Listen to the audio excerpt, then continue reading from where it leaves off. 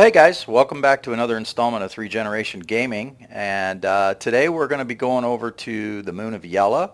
We're leaving from Port Olisar, and I'm going to be meeting one of my organization members over there, Gunlock. He's going to be meeting us over there with his prospector, and we're going to do a little mining together and show you guys a little bit of Yela.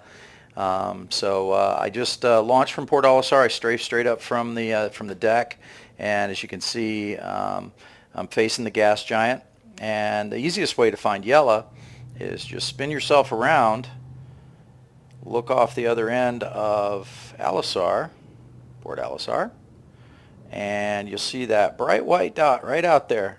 Alisar kind of points at it. So we'll go into quantum, and lo and behold, there's Yela. It just saves a little time. You don't have to, go to your star map and plot courses and all that. So let's head over and meet up with Gunlock and show you guys a little bit about Yela. Yela is unique in the fact that it is the only moon right now that has an entire asteroid belt that goes around it, and that'll probably be the next installment that I'll put up for you guys. We'll talk a little bit about mining and the intricacies of mining, and it is tricky. And that asteroid belt, the one we just flew by. So here we are at Yela. And even if you don't have a prospector and you're watching this video, yeah, that glitch really, I wish they'd fix that. I don't know why ship has to turn around. Even if you you don't have a prospector and you haven't been to Yela for whatever reason, Yela is one of my more favorite moons to go to because flying the surface of this is actually quite beautiful. It's tricky, and you'll see when we get down there. So anyway, when you get to Yela, coming from Port Olisar, you're facing this direction. So we want to always go to the morning side so you get a little more time to mine. You don't want to mine in darkness like I've mentioned before. So the daytime side on this is to the port side, is to the left. So we're going to find a OM marker. Oh, perfect. OM5 right there. We're going to head out to OM5. And you'll see another unique thing about going to the OM markers here, something to keep in the back of your mind, is when you quantum to one of the OM markers, if you're looking to get into the asteroid belt, it'll put you right in it. And there you go. So that is the asteroid belt. And let's spin around here. All right, there we go. There is the sun coming up, and I love doing entries on these moons like this, guys, especially if you come into a little bit of the darkness and you watch the sunrise. So we're going to head down there, and for time's sake, I'm going to meet Gunlock down there, and we'll show you some mining down there. All right, guys. All right, guys, so here we are on the surface of Yela, and going to try and do some mining down here. And I am being joined by Gunlock. Say hi, Gunlock. Hello. So Gunlock is also part of Carrier Strike Group 3. He also happens to be my son and part of Three Generation Gaming. We'll see if we can't find some stuff for you to mine down here. And as you can tell, Yela, the thing about Yela is that when you're coming into Yela, you need to be very, very careful. The atmosphere is very thin. There's not really a long re-entry point to slow you down. It's very, very quick. The altimeter, just like it was on Selen, the altimeter is kind of funky. You'll think you're 12, 13,000 feet above the surface, and it turns out that you're not. And you will fly straight into the ground. It's very mountainous here. Very white and gray, lots of shadows. So you're looking for agrigum here is one of the minerals you'll find here that's worth quite a bit. So we're going to strafe down, get to a point where we can use our mining radar, and let's see what we can find.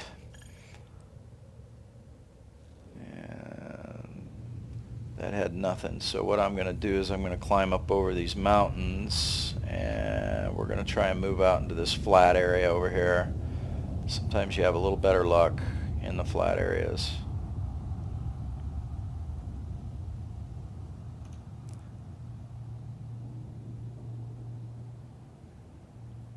And just like I talked about with selling, your flying skills come in here because of all the high peaks and the valleys and everything else. That was unexpected. There's one right up behind me. And there's gunlock coming down.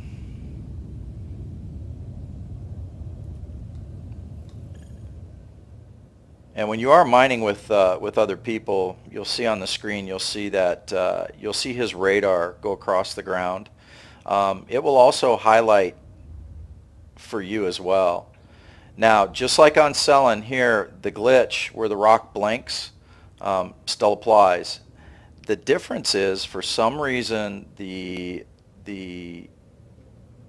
radar will not read the rocks at distance.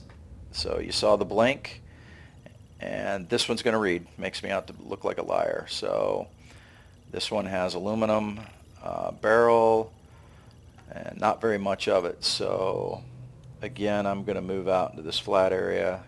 Gunlock, where'd you go? Did you go out in that flat area? Did you get out of these mountains? I'm headed that way. I just checked a rock that it was just like 2% barrel. Okay. I found another rock here on the other side of this mountain. I'm going to check real quick before I go to that flat area. All right. Oh, this one's underground. Yeah, that's Gunlock brings up a good point. Sometimes the rocks will be underground. Yeah, I can't get to that one.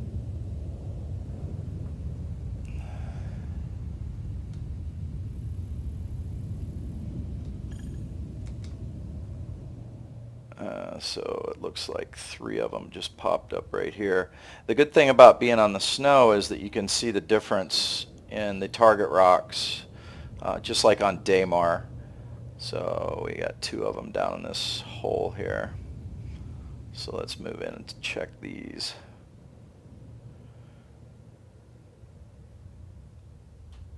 And that one blinked. Let's see if we can get it to read. There it goes. It's reading. Diamond and aluminum, not very much of it. Let's check the one over here. There he is.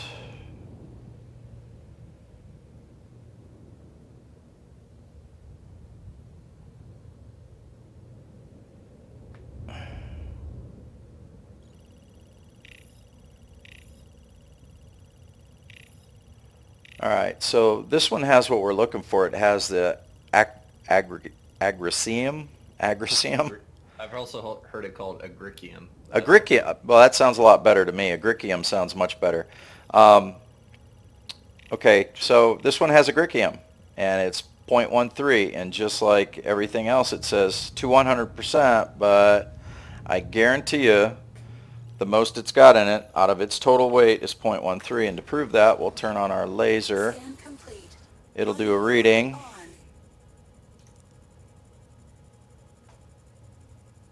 Hopefully we get a reading. There it goes. And there you see upper right hand corner, 0.13. So that's 0.13 in the total weight. So you'll spend a lot of time breaking that, and you're not going to have a lot to show for it. So we're going to move out here. Oops. That's called not switching back to your mining radar. Let's see. Nothing. It's found some titanium, but like 1%. Yeah, it's difficult here, for sure. But you can see how, like I said before, this is Gunlock's first time mining here, and I told him there's a lot of mountains here. And you're seeing that your flight skills come into effect here a little bit more so than they do on, like, say, Daymar. And I'm going to try and steer away from Gunlock. It looks like he's got that area pretty well covered, so let's just head off in this direction and see what we come across. Everything's pegging out behind me. It looks like I got one up here around the other side of this mountain. All right, so for the sake of time, guys, we're gonna jump forward as soon as Gunlock and I find something to mine. We will come right back. All right, guys, so we're back here on Yela, and as you can see, I am not in my prospector. While Gunlock and I were looking for stuff to mine, the game glitched on me, and I had a crash, and it did a crash recovery. However, I did not end up back in my prospector. I actually ended up falling out of where the prospector, I guess, would have been, and landing on the ground. So I was standing on the ground, and eventually Gunlock came over to see me, and got the privilege of watching me die. So for the sake of time, of course, I had to claim my prospector. I just decided to grab this Buccaneer, come back out here because Gunlock found something that he wanted to mine, and he's breaking it apart. But he would agree. Oh, that was nice. Those things went flying. Wow, he really spread those out. Um, but as he was commenting earlier, as we were chatting, Yela is hit and miss. Sometimes you'll find pretty good stuff here in one boulder, but you'll spend a lot of time trying to find it. But a lot of times you'll fly around, you'll find a lot of boulders and not a whole lot to grab. So, and as you can see right now, he's retrieving what he can. The other thing about Yela, as it is on Selin, and no matter where you mine, depending on the surface, depending on the atmosphere and everything, the rocks, when they break apart, have a tendency to spread out, which sometimes makes it easier to extract the minerals, to pick them up. Sometimes it makes it a little more difficult, especially in one of the videos coming up, we'll mine Yela's asteroid belt, and when they break apart really violently, it can send them quite a ways away, zero gravity and all that. So so right now you can see he is tearing this rock apart, and you can see the distance he's getting as each piece breaks off.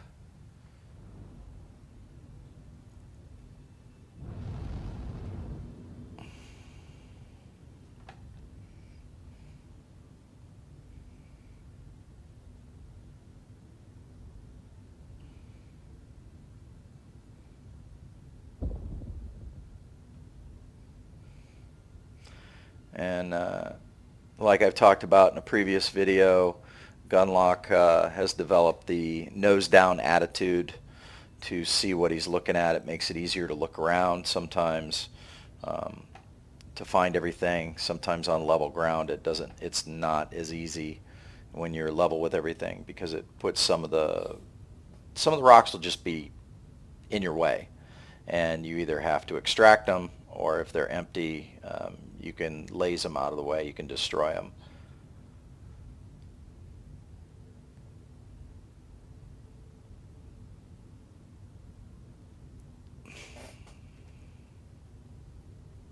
Yeah, I think all the rest of these are empty. Are they empty?